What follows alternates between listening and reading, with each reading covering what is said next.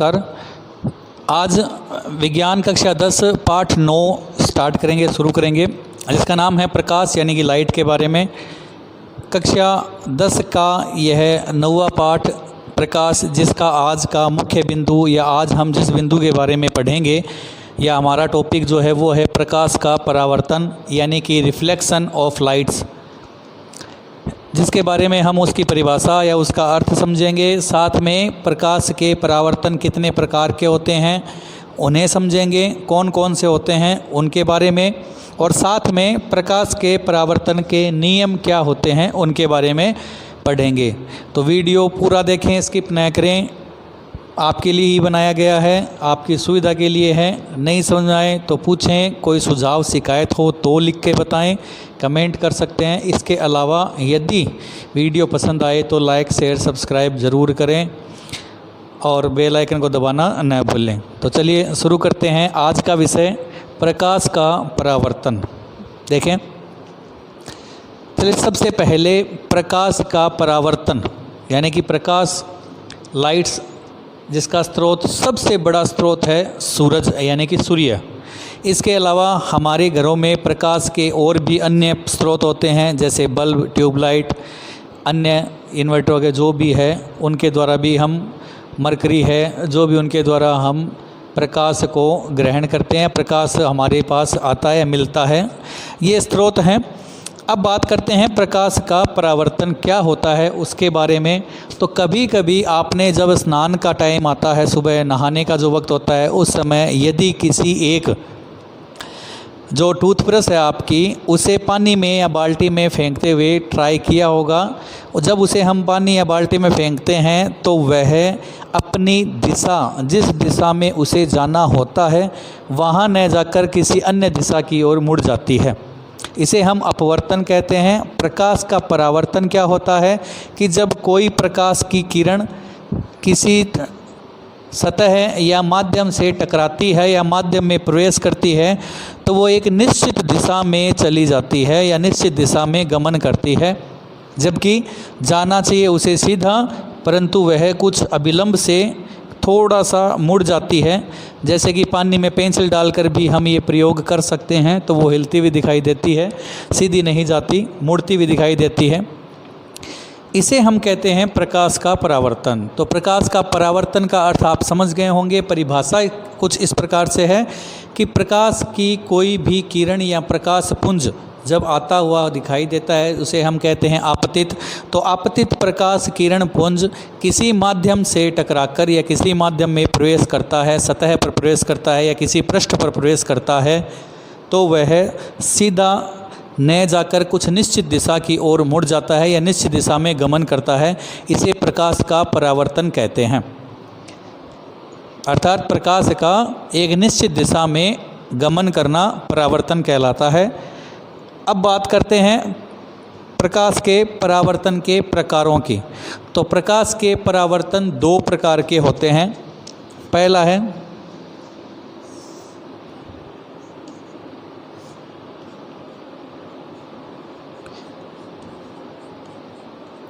नियमित परावर्तन और दूसरा है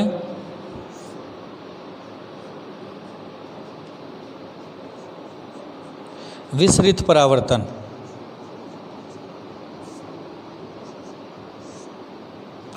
नियमित परावर्तन और विसरित परावर्तन। नियमित परावर्तन किसे कहते हैं उससे पहले मैं एक चित्र बना देता हूं ताकि आपको समझ में आ जाए।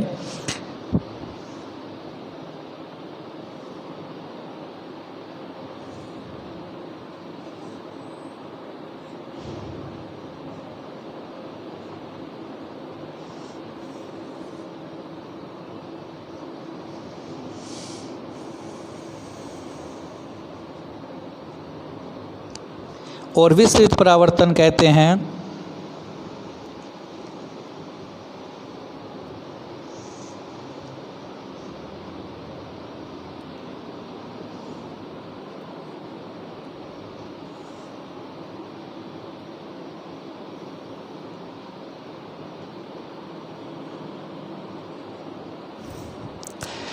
देखिए नियमित परावर्तन और विस्तृत परावर्तन, दोनों परावर्तन में प्रकाश किरण यानी प्रकाश पुंज जो है वो आपतित यानी आता हुआ दिखाई देता है और एक विशेष दिशा में उसे भेजा जाता है या गमन किया जाता है, निश्चित दिशा में जो गमन करता है, जैसा कि हमने पहले पढ़ा था, वो प्रकाश का परावर्तन कहलाता है। यदि वह पृष्ठ, जिस पृष्ठ पर प्रकाश का परावर्तन आता है और उसी माध्यम से उसे एक निश्चित दिशा में भेजा जाता है, उसे कहते हैं नियमित परावर्तन। अर्थात जो सतह है वो समतल होनी चाहिए, अर्थात समतल सतह से टकराकर प्रकाश का गमन हो तो उसे हम नियमित परावर्तन कहते हैं। जबकि यदि समतल सतह की जगह खुरदरा पृष्ठ हो, उस पर प्रकाश किरण आती हुई भिन्न दिशाओं में चली जाती है, कोई निश्चित दिशा नहीं होती, टकराकर कहीं दूसरी ओर चली जाती है, उसे हम कहते हैं विस्तृत परावर्तन। तो परिभाषा कुछ इस प्रकार है। नियमित परावर्तन, प्रकाश किरण या आपतित प्रकाश पुंज किसी समतल सतह से टकराकर उसी माध्यम द्वारा एक निश्चित दिशा में भेजा जाता है या गमन करता है, उसे नियमित परावर्तन कहते हैं। जबकि विस्तृत परावर्तन की परिभाषा इस प्रकार है कि प्रकाश किरण या प्रकाश पुंज, आपतित प्रकाश पुंज किसी खुरदरे पृष्ठ पर टकराकर या खुरदरे पृष्ठ पर या सतह पर आकर विभिन्न या भिन्न भिन्न दिशाओं में गमन करवाया जाता है या भेजा जाता है, उसे हम कहते हैं विस्तृत परावर्तन। दो मुख्य अंतर हैं, एक तो है इनके पृष्ठ का, नियमित परावर्तन में समतल पृष्ठ होता है, चिकना पृष्ठ होता है सतह, और विस्तृत परावर्तन में ये खुरदरी पृष्ठ या सतह होती है। दूसरा है नियमित परावर्तन में आपतित प्रकाश, ये जो तीर वाले जो चिन्ह है, एरो जो लगाया है यानी आने के लिए, और बाद में है जाने वाली दिशा में लगाए जाते हैं। तो नियमित परावर्तन में जो आने वाली किरण है वो एक निश्चित दिशा में भेजी जाती है, जबकि विस्तृत परावर्तन में निश्चित दिशा नहीं होती, विभिन्न दिशा में भेजी जाती है। यदि इस ऊपर वाले भाग पे स्पर्श होगी तो वो ऊपर की ओर जाएगी, नीचे वाले में होगी तो थोड़ी और विपरीत दिशा में जाएगी। तो दो अंतर है, एक तो सतह का, नियमित में समतल सतह, विस्तृत में खुरदरी सतह या उबड़ खाबड़ सतह। दूसरा है जो आपतित किरण है उसकी दिशा टकराने के बाद निश्चित होती है, जबकि विस्तृत में वो दिशा निश्चित नहीं होती, भिन्न भिन्न दिशाओं में उन्हें गमन करवाया जाता है, भेजा जाता है। तो ये था प्रकाश का परावर्तन, उसका अर्थ, परिभाषा और उसके प्रकार के बारे में। अब बात करते हैं प्रकाश के परावर्तन के नियमों की, नोट करें। अब बात करते हैं नियम की, पर उससे पहले जो हमने अभी पढ़ा उसका रिवीजन देखें। परावर्तन का मतलब, प्रकाश परावर्तन का मतलब कोई भी प्रकाश की किरण जिस माध्यम पर आती है, अर्थात जिस सतह पर टकराती है, उस पर टकराने के बाद उसी माध्यम में एक निश्चित दिशा में चली जाती है, उसे कहते हैं प्रकाश का परावर्तन। ये अब इसके नियम क्या हैं उनके बारे में पढ़ते हैं। देखिए, प्रकाश के परावर्तन के दो मुख्य नियम होते हैं। पहला नियम है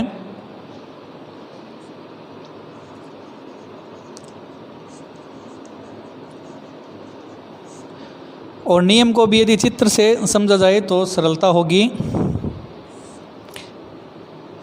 ये है आपकी सतह, ये है आपकी आपतित किरण यानी कि प्रकाश किरण आने वाली,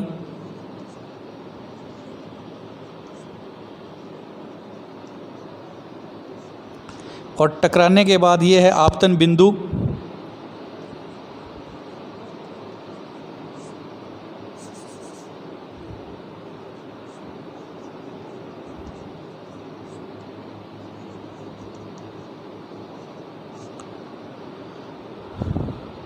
और ये है परावर्तित किरण।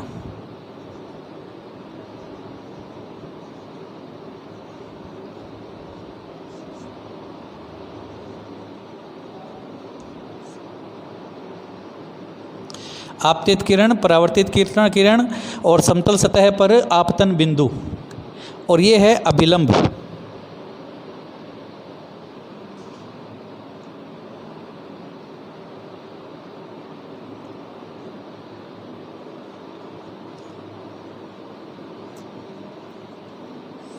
समतल सतह पर डाला गया अभिलंब। देखिए, पहला नियम यह कहता है कि आपतित किरण, परावर्तित किरण, आपतन बिंदु सतह पर और अभिलंब तीनों एक ही सतह पर होते हैं। अर्थात आपतित किरण, परावर्तित किरण और अभिलंब तीनों एक ही सतह पर होते हैं। यह है पहला नियम।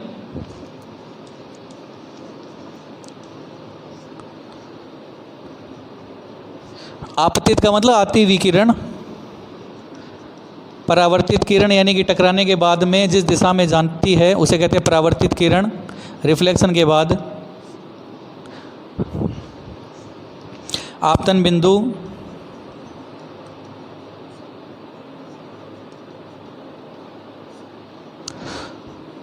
तीनों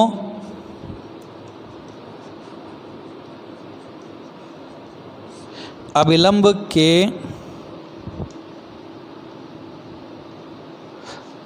समतल सतह पर होते हैं, यानी एक ही सतह पर होते हैं।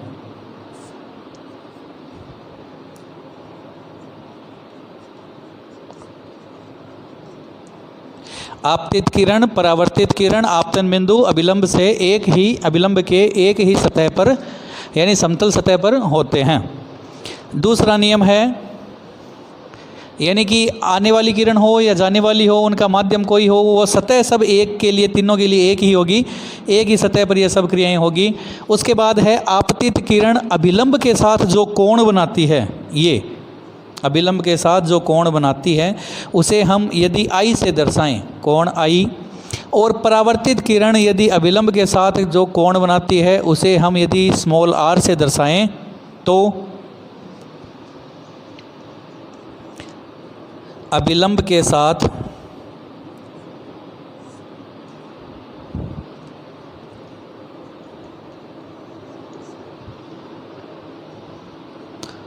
बने हुए आपतन कोण यानी कि कोण I और बना हुआ परावर्तन कोण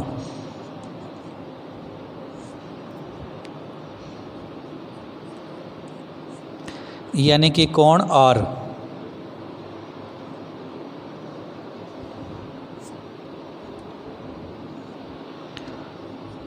परस्पर बराबर होते हैं।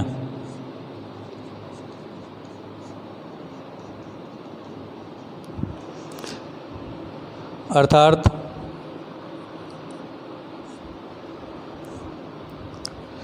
कोण I बराबर कोण R, ये दो नियम हैं।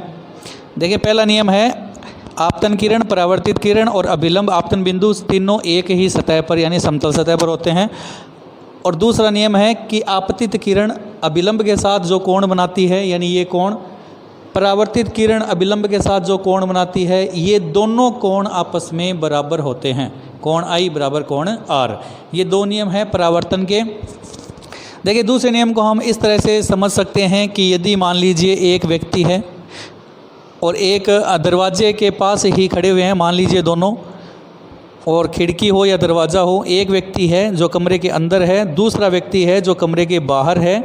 यदि वो एक दूसरे को देख रहे हैं, एक दूसरे को स्पष्ट रूप से देख रहे हैं, तो अब जैसे ही दूसरा बाहर वाला व्यक्ति यदि अपना स्थान बदलता है, बाहर और दूर चला जाता है, तो अब वो उसे नहीं देख पाता और उसे देखने के लिए अंदर बैठे हुए व्यक्ति को भी यहाँ से अपना स्थान बदलना होगा। यानी इन दोनों के द्वारा बना हुआ कोण हमेशा बराबर होता है। जितना उसे दूर जाना है उतना ही अंदर वाले को दूर आना होगा, तब वो फिर से एक दूसरे की ओर देख सकते हैं। तो ये था हमारा आज का विषय, प्रकाश परावर्तन के बारे में। परावर्तन किसे कहते हैं, अर्थ क्या होता है, प्रकार कितने होते हैं, और साथ में नियम नोट करें। आज के लिए इतना ही, मिलते हैं इसी के पाठ 9 के दूसरे भाग में जल्द ही। धन्यवाद।